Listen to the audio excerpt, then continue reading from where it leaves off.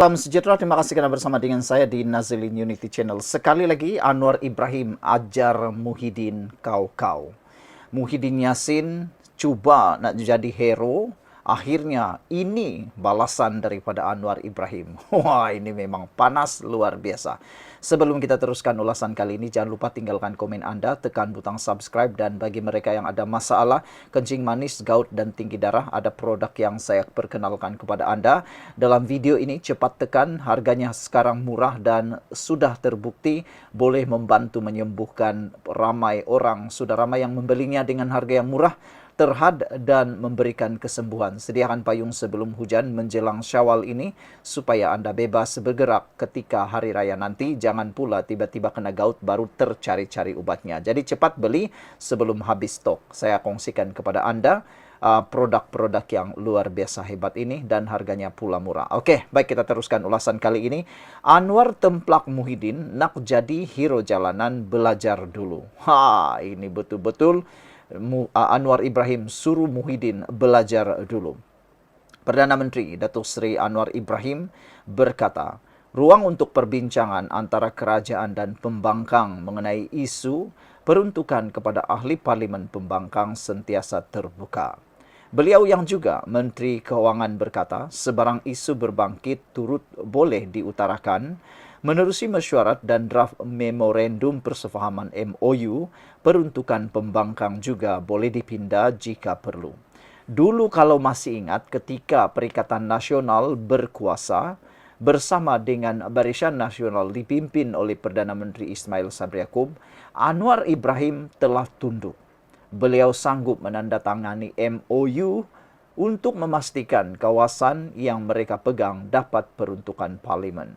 Mereka tidak berpegang kepada keegoan. Mereka, Anwar Ibrahim, tidak berpegang kepada sombongnya hatinya. Tetapi Anwar Ibrahim sanggup lakukan apa saja untuk memastikan kawasan parlimennya mendapat peruntukan yang cukup. Lain pula ceritanya dengan Muhyiddin dan Perikatan Nasional yang sampai sekarang masih lagi sombong, ego, dan kononnya ada alasan atau asas yang tertentu untuk menolak peruntukan.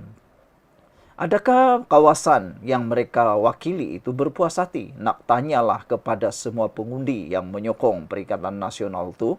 Adakah anda berpuas hati ahli parlimen anda? Gara-gara ahli parlimen anda tak mahu tanda tangan MOU, mereka menyebabkan tidak mendapat peruntukan parlimen di kawasan anda. Siapa yang wajar dipersalahkan? Takkanlah itu pun nak disalahkan Anwar Ibrahim.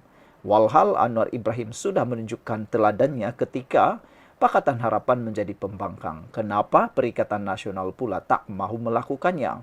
Jangan-jangan ada udang di sebalik batu yang mana masih lagi teringin-ingin nak merampas kuasa melalui tebuk atap. Itu saja alasan yang mungkin boleh difikirkan oleh netizen dan pengulas politik. Saya dahulu 5 mesyuarat semasa jadi pembangkang, kata Anwar. Mesyuaratlah dahulu, draft boleh dipindah.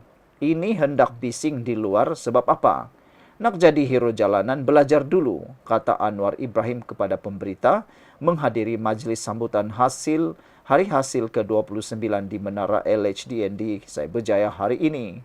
Anwar berkata demikian bagi mengulas kenyataan pengerusi Perikatan Nasional PN Tan Sri Muhyiddin Yassin semalam yang mendakwa parti itu mempunyai sebab dan asas tersendiri untuk tidak bersetuju dengan syarat yang ditetapkan kerajaan dalam isu peruntukan kepada ahli parlimen pembangkang.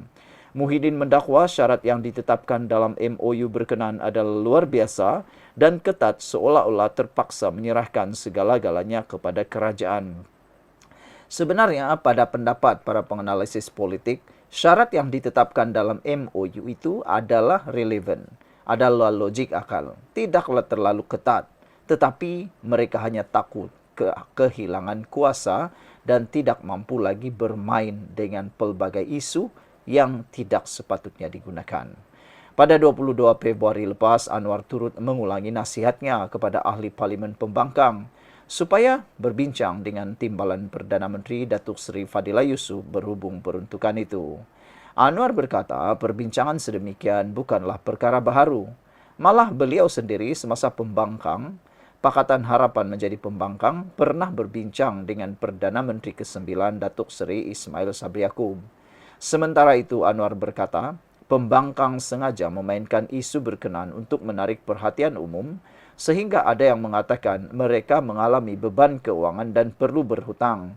Sedangkan pendapatan dan allowance setiap ahli parlimen menjangkau sehingga 40,000 sebulan. Tahu berapa gaji ahli parlimen? Allowance mesyuarat apa semua? RM30,000 hingga 40,000. Jadi bukanlah tiada wang sama sekali, kata Anwar Ibrahim. Beliau berkata peruntukan untuk setiap kawasan parlimen termasuk yang dikuasai oleh pembangkang tetap disalurkan kepada rakyat tanpa mengira parti politik.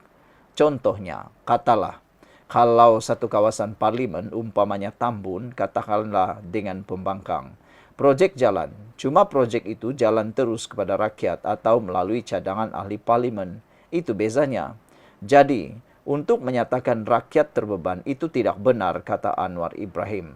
Beberapa komen daripada netizen berkait dengan isu ini menemplak Muhyiddin Yassin dan geng-geng Pakatan Pembangkang, yaitu Perikatan Nasional yang betul-betul hanya pandai bermain isu, hanya pandai bermain naratif, hanya pandai spin sana-sini. Anwar Ibrahim sudah menyatakan dengan tepat. Orange Camel kata, nonsens, templak angka ni pun bukan jadi kerajaan. Pijak di bumi nyata. Siapa kerajaan, dia kuasai peruntukan kerajaan hakikatnya, kata Orange Camel. Grey Kancil 32236 kata, berulang-ulang asik bangkitkan benda yang sama tak habis-habis. Kalau dah tak setuju dengan draft tersebut, dok diam-diam jelah. Tak payahlah nak menyalak-nyalak lagi, tak habis-habis. Duit pembangunan rakyat tetap disalurkan. Perdana Menteri ke-10 tak perlulah layan lagi, kata beliau. Saudara, sebenarnya seperti penerangan daripada Anwar Ibrahim, peruntukan untuk kawasan parlimen itu sebenarnya disalurkan juga. Contohnya, projek jalan. Projek itu tetap jalan. Cuma projek itu terus kepada rakyat atau melalui cadangan ahli parlimen, kata Anwar Ibrahim. Tidak melalui ahli parlimen. Jadi, apa yang bezanya adalah ia tidak melalui ahli parlimen. Jadi, untuk menyatakan rakyat terbeban itu tidak benar. Itu tidak benar sama sekali.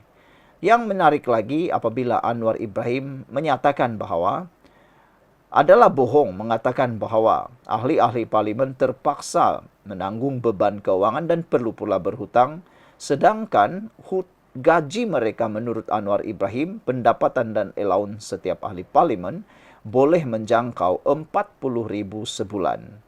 Itulah gaji mereka. Apa yang mereka dapat, gaji ahli parlimen, allowance mesyuarat apa semua, 30,000 hingga 40,000. Jadi bukanlah tiada wang sama sekali, kata Anwar Ibrahim.